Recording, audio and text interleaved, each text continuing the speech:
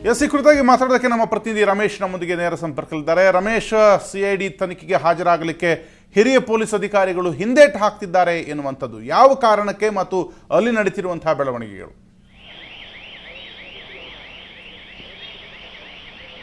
ರಾಘವೇಂದ್ರ, ನಿಜಕ್ಕೂ ರಾಜ್ಯದಲ್ಲಿ ಸಂಚಲನ ಮೂಡಿಸಿರುವಂತಹ ಒಂದಂಕಿ ಲಾಟರಿ ಹಗರಣಕ್ಕೆ ಸಂಬಂಧಪಟ್ಟಂತೆ ರಾಜ್ಯದ ಬಹುತೇಕ ಅಂದ್ರೆ IPS ಅಧಿಕಾರಿಗಳು 32 ಜನ ಪೊಲೀಸ್ ಅಧಿಕಾರಿಗಳಿದ್ದಾರೆ. ಅದರಲ್ಲಿ ಬಹುತೇಕರು IPS ಅಧಿಕಾರಿಗಳು ಇದ್ದಾರೆ ಅನ್ನುವಂಥ ಮಾಹಿತಿ ಈಗಾಗಲೇ ಸರ್ಕಾರಕ್ಕೆ ಸಿಐಡಿ ಪೊಲೀಸರು ಸಲ್ಲಿಸುವಂತಹ ಮಧ್ಯಂತರ ವರದಿಯಲ್ಲಿ ಬಹಿರಂಗ ಆಗಿರುವಂತಹ ಅಂಶ. ಆ ಸಂಬಂಧಪಟ್ಟಂತೆ ಯಾರ ಹೆಸರು ಉಲ್ಲೇಖ ಆಗಿದೆ ಮಧ್ಯಂತರ ವರದಿಯಲ್ಲಿ ಅವರೆಲ್ಲರಿಗೂ ಸಿಐಡಿ ಪೊಲೀಸರು ಒಂದು ನೋಟಿಸ್ ಅನ್ನ ಜಾರಿ ಮಾಡಿ ವಿಚಾರಣೆಗೆ ಹಾಜರಾಗಬೇಕು ಅನ್ನುವಂತ ಒಂದು ನೋಟಿಸ್ ಅನ್ನ ಜಾರಿ ಮಾಡ್ತಾ ಇದ್ದಾರೆ. ಅದರಲ್ಲಿ ಈಗಾಗಲೇ ಅಲೋಕ್ ಕುಮಾರ್ ಆಗಿರ್ಬೋದು, ಜೊತೆಗೆ ಧರಣೇಂದ್ರ ಇಬ್ಬರನ್ನ ವಿಚಾರಣೆ ಆಗಿರುವಂತಹದ್ದು. ಅಂದ್ರೆ ಅವರ ಮೇಲ್ನೋಟಕ್ಕೆ ಅವರು ಈ ಒಂದು ಅಕ್ರಮದಲ್ಲಿ ಭಾಗಿಯಾಗಿದ್ದಾರೆ ಎನ್ನುವಂತಹದ್ದು ಹೆಚ್ಚಿನ ಸಾಕ್ಷ್ಯಾಧಾರಗಳು ಸಿಕ್ಕಿದ್ರಿಂದ ಅವರು ಆಗಿರೋದು.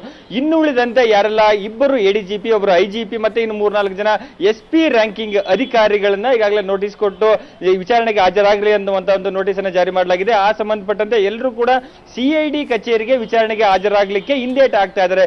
ಕಾರಣ ಅಂದ್ರೆ ಈ ಒಂದು ಎಲ್ಲ ಬೆಳವಣಿಗೆಗಳನ್ನ ಮಾಧ್ಯಮಗಳು ತುಂಬಾ ಸೂಕ್ಷ್ಮವಾಗಿ ವರದಿಯನ್ನ ಮಾಡ್ತಾ ಇದೆ ಮತ್ತೆ ಎಲ್ಲ ಮೂವ್ಮೆಂಟ್ಗಳನ್ನ ವರದಿ ಮಾಡ್ತಾ ಇರೋದ್ರಿಂದ CID ಕಚೇರಿಯಲ್ಲಿ ಒಂದ್ ವೇಳೆ ನಾವು ಬಂದ್ರೆ ಮಾಧ್ಯಮದವರು ನಮ್ಮನ್ನ ಚಿತ್ರೀಕರಿಸಿ ಮಾಧ್ಯಮದಲ್ಲಿ ತೋರಿಸ್ತಾರೆ, ಒಂದ್ ವೇಳೆ ಆರಂಭದಲ್ಲೇ ನಾವು ಆರೋಪಿಗಳ ರೀತಿ ಬಿಂಬಿಸ್ತಾರೆ ಅನ್ನುವಂತ ಒಂದು ಅಂಶವನ್ನ CID ಅಧಿಕಾರಿಗಳಿಗೆ ಅವರು ಈ ವಿಷಯವನ್ನ ಇಟ್ಕೊಂಡು ನಮಗೆ ಬೇರೆ ಕಡೆ ಅವಕಾಶವನ್ನ ಮಾಡಿಕೊಡಿ, ವಿಚಾರಣೆಗೆ ಅವಕಾಶ ಮಾಡಿಕೊಡಿ, ಬೇರೆ ಕಡೆ ಕರೆದ್ರೆ ನಾವು ಬರ್ತೀವಿ ಅನ್ನುವಂತ ಒಂದು ಉತ್ತರವನ್ನ ನೀಡ್ತಾ ಇದ್ರೆ ಅಂತ ಮಾಹಿತಿ ಲಭ್ಯ ಆಗ್ತಿರುವಂತದ್ದು. ಈ ಸಂಬಂಧಪಟ್ಟಂತೆ ನಾವು CID ಅಧಿಕಾರಿಗಳನ್ನ ಕ್ರಾಸ್ ಚೆಕ್ ಮಾಡೋ ಸಂದರ್ಭದಲ್ಲಿ ಆ ರೀತಿ ಮಾಡ್ಲಿಕ್ಕೆ ಸಾಧ್ಯ ಇಲ್ಲ, ಅವರು ಎಷ್ಟೊತ್ತಿದ್ರು CID ಕಚೇರಿಗೆ ಬರಬೇಕು ಅನ್ನುವಂತ ಒಂದು ಉತ್ತರವ CID ಮೂಲಗಳಿಂದ ಬರ್ತಾ ಇರುವಂತಹದ್ದು. ಈ ನಿಟ್ಟಿನಲ್ಲಿ ಮುಂದೆ ಯಾವ ರೀತಿ ಕ್ರಮವನ್ನು ಕೈಗೊಳ್ತಾರೆ, ಯಾಕೆಂದ್ರೆ ಅವರು ಕಾಲಾವಕಾಶವನ್ನ ಕೇಳಿ ಮತ್ತೆ ಸ್ಥಳಾಂತರಕ್ಕೆ ಏನು ಅವಕಾಶವನ್ನ ಕೋರಿ ಉತ್ತರವನ್ನ ಬರೆದಿದ್ದಾರೆ. ಆ ಒಂದು ಉತ್ತರಕ್ಕೆ CID ಅಧಿಕಾರಿಗಳು ಯಾವ ರೀತಿಯಾಗಿ ಉತ್ತರಿಸ್ತಾರೆ ಮತ್ತೆ ಅವರು ಇಲ್ಲಿಗೆ ಬರಬೇಕು ಅನ್ನುವಂತ ಅಂದ್ರೆ CID ಕಚೇರಿಗೆ ವಿಚಾರಣೆಗೆ ಹಾಜರಾಗಬೇಕು ಅನ್ನುವಂತ ಮರು ಉತ್ತರವನ್ನ ಅಂದ್ರೆ ನೋಟಿಸ್ ಅನ್ನ ಜಾರಿ ಮಾಡಿ ವಿಚಾರಣೆಗೆ ಕರೆಸಿಕೊಳ್ಳುವಂತ ಸಾಧ್ಯತೆ ಇರುವಂತಹದ್ದು. ಸದ್ಯಕ್ಕೆ ಈಗ ಸಿಗ್ತಾ ಇರುವಂತಹ ಮಾಹಿತಿ ಪ್ರಕಾರ ಇವತ್ತು ಲಾಟರಿ ಮತ್ತು ವಿಚಕ್ಷಣಾ ದಳದ SP-ಗಳಾಗಿದ್ದಂತ ಧರಣೇಂದ್ರ ಮತ್ತೆ ಚಂದ್ರಕಾಂತ್ ಇಬ್ರು ಕಚೇರಿಗೆ ಬಂದಿದ್ದಾರೆ ಅನ್ನುವಂಥದ್ದು. ಬಂದು ವಿಚಾರಣೆಗೆ ಹಾಜರಾಗಿದ್ದಾರೆ ಅಂದ್ರೆ ಇವತ್ತು ವಿಚಾರಣೆಗೆ ಕರೆದಿರಲಿಲ್ಲ, ಆದ್ರೆ CID ಅಧಿಕಾರಿಗಳ ಮುಂದೆ ಅವರು ಬಂದಿದ್ದಾರೆ ಅನ್ನುವಂಥ ಮಾಹಿತಿ ಲಭ್ಯ ಆಗ್ತಾ ಇರುವಂತದ್ದು.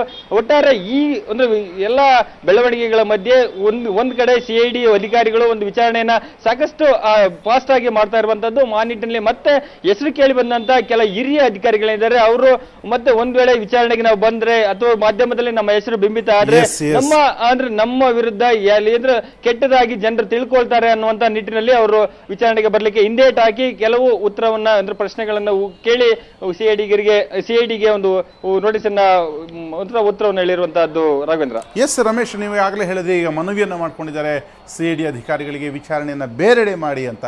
ಹಾಗೆ ಬೇರೆಡೆ ಇವರನ್ನ ವಿಚಾರಣೆ ಮಾಡಲಿಕ್ಕೆ ಅವಕಾಶ ಇದೆಯಾ ಈ ಒಂದು ವಿಚಾರಣೆ ಪ್ರಕ್ರಿಯೆಯಲ್ಲಿ? ಮತ್ತು ಈ ವಿಚಾರಣೆ ಪ್ರಕ್ರಿಯೆ ಇನ್ನೆಷ್ಟು ದಿವಸಗಳ ಕಾಲ ನಡೆಯಬಹುದು ಮತ್ತು ಒಂದು ಅಂತಿಮ ವರದಿ ಯಾವಾಗ ಬರುವಂಥ ಸಾಧ್ಯತೆ ಇದೆ? ಯಾಕೆಂದರೆ ಕಾಲಾವಕಾಶವನ್ನು ಕೇಳಿದ್ದಾರೆ ಹಿರಿಯ ಪೊಲೀಸ್ ಅಧಿಕಾರಿಗಳು.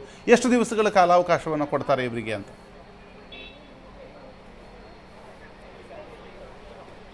ರಾಘವೇಂದ್ರ, ನಿಜಕ್ಕೂ ಯಾವುದೇ ಒಂದು ಪ್ರಕರಣದಲ್ಲಿ FIR ದಾಖಲಾಗಿ 90 ದಿನಗಳ ಒಳಗೆ ಚಾರ್ಜ್ ಶೀಟ್ ಅನ್ನು ಸಲ್ಲಿಸಬೇಕು. ಅಂದ್ರೆ ಒಂದು ವರದಿನ ಆ ಪ್ರಕರಣಕ್ಕೆ ಸಂಬಂಧಪಟ್ಟಂತೆ ವರದಿಯನ್ನು ಸಲ್ಲಿಸಬೇಕು. ಆ ನಿಟ್ಟಿನಲ್ಲಿ ಈಗಾಗಲೇ CIDಗೆ ವರ್ಗಾವಣೆಯಾಗಿ ಕಳೆದ 3 ವಾರಗಳಿಂದ ಈ ವಿಚಾರಣೆ ನಡೀತಾ ಇರುವಂತಹದ್ದು. ಆ ನಿಟ್ಟಿನಲ್ಲಿ 90 ದಿನಗಳ ಒಳಗಾಗಿ ಇವರಿಗೆ ಒಂದು ಸರ್ಕಾರಕ್ಕೆ ಆಗಿರ್ಬೋದು ಕೋರ್ಟಿಗೆ ಒಂದು ಚಾರ್ಜ್ ಶೀಟ್ ಅನ್ನ ಸಲ್ಲಿಸಕ್ಕೆ ಅವ್ರಿಗೆ ಕಾಲಾವಕಾಶ ಇರ್ತದೆ. ಈ ನಿಟ್ಟಿನಲ್ಲಿ ಅಂದ್ರೆ ಪ್ರಾಥಮಿಕ ಹಂತದಲ್ಲಿ ಸರ್ಕಾರದಲ್ಲಿ ಸಾಕಷ್ಟು ಚರ್ಚೆ ಆಗ್ತಾ ಇರೋದ್ರಿಂದ ಸರ್ಕಾರ ತನಿಖಾಧಿಕಾರಿಗಳಿಗೆ ಮಧ್ಯಂತರ ವರದಿಯನ್ನ ನೀಡಿ ಅಂತ ಒಂದು ಸೂಚನೆ ನೀಡಿದ ಹಿನ್ನೆಲೆಯಲ್ಲಿ ಮಧ್ಯಂತರ ವರದಿಯನ್ನ ನೀಡಿರುವಂತಹದ್ದು. ಆ ಮಧ್ಯಂತರ ವರದಿಯಲ್ಲಿ ಯಾರೆಲ್ಲ ಹೆಸರು ಪ್ರಸ್ತಾಪ ಆಗಿದೆ ಅವರ ಎಲ್ಲರಿಗೂ ಒಬ್ಬರಾದ್ಮೇಲೆ ಒಬ್ಬರಿಗೆ ನೋಟಿಸ್ ಅನ್ನ ಜಾರಿ ಮಾಡಲಾಗ್ತಾ ಇದೆ ಅನ್ನುವಂತ CID ಅಧಿಕಾರಿಗಳಿಂದ CID ಮೂಲಗಳಿಂದ ನಮಗೆ ಸಿಗ್ತಾ ಇರುವಂತಹ ಮಾಹಿತಿ. ಅಂದ್ರೆ ಅವರು ಹೇಳೋ ಪ್ರಕಾರ ಈಗಾಗಲೇ ಇಬ್ಬರ ವಿಚಾರಣೆ ಮುಕ್ತಾಯ ಆಗಿರುವಂತಹದ್ದು ಮತ್ತೆ ಒಬ್ಬೊಬ್ಬರಿಗೆ ನೋಟಿಸ್ ಅನ್ನ ಜಾರಿ ಮಾಡ್ತಾ ಇದ್ವಿ. ಕೆಲವರು ನೋಟಿಸ್ ಅನ್ನ ಪಡೆದಂತವರು ಅವರು ಇಲ್ಲಿ ಬರ್ಲಿಕ್ಕೆ ಹಿಂದೇಟು ಆಗ್ತಾ ಇದ್ದಾರೆ.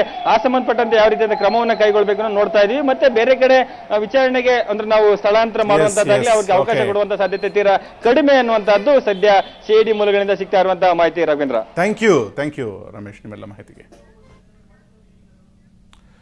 ಒಂದಂಕಿ ಲಾಟರಿ ಹಗರಣದ ಕಿಂಗ್ ಕ್ವಿನ್ ಪಾರಿರಾಜನ್ನ ನಿನ್ನೆ ಪರಪ್ಪನ ಅಗ್ರಹಾರ ಜೈಲಿಗೆ ಶಿಫ್ಟ್ ಮಾಡಲಾಗಿದೆ. ಇದೀಗ ಪಾರಿರಾಜನ್ಗೆ ವಿಚಾರಣಾಧೀನ ಕೈದಿ ನಂಬರ್ ನೀಡಲಾಗಿದೆ. ಪಾರಿರಾಜನ್ ಈಗ ವಿಚಾರಣಾಧೀನ ಕೈದಿ 6693.